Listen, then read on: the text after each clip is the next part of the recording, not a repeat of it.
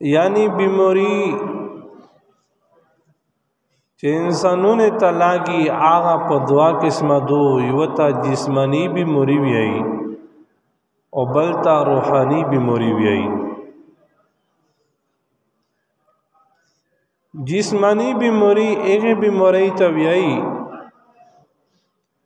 چې کله د انسان ته ولګيږي انسان ډاکټر ته لور شي یا حکیم ته لور شي دوی ورکو علاج معالجه وکو یا ون پرهیز وکو نو هغه بیماری په دا طریقه باندې علاج وشي هغه بیماری ختم شي چې هغه د بدن سره تعلق لري نو چې کله پرهیز وکو یا دوی خوري نو الله رب العزت بیا شفا ورکو الله بیا وجود د بیماری الله ختم کو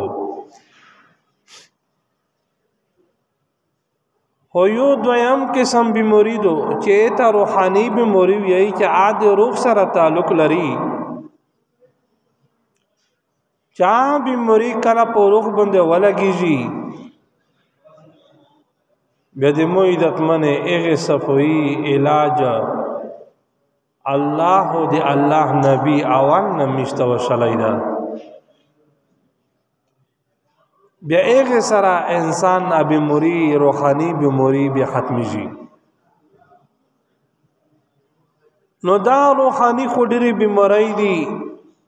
پدا شی وا بیماری حسد چې دا نن سبو په میش موجوده دو او د میش د روح سره تعلق لري او خلق پدا بیماری شي دیو دیو پدا شي مبتلا دي او پیغمبر علیہ الصلوۃ والسلام سبون د سویل سوا کل اوتل د نبی علیہ الصلوۃ والسلام کی دنیا نه سفر کړی دا میشته یو خبره کړی دو د دې بیماری د حسد متعلقه چې دا یو مهلکه بیماری دو دا یو داسې بیماری دو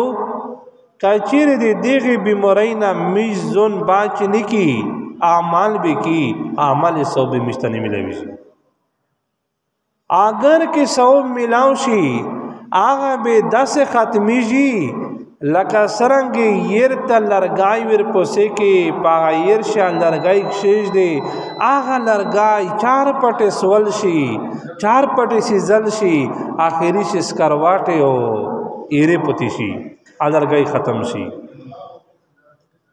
نو دا بیماری حسد دا حسد یا د میشتو د نکای داسې خوري لکه سرنګ ير چې د لرګای سوځوي داسې د نکای میشتو داس ولی شي او پیغمبر علیہ الصلوۃ والسلام میشته ویل دي ایاکم والحسد تسی زنینا وسطای د حسد نه فإن الحسد په تحقیق سره د حسد چې دا یاکل الحسنات داغه د نیکی داسې خوري کما تاکل النار الحطب لکه سرنګي ير چې د لرګای خوري او ير چې د لرګای سيږي داسې د نیکی سول شي او دا بیماری د عزت منه میشتو شه دا بیماری موجوده دو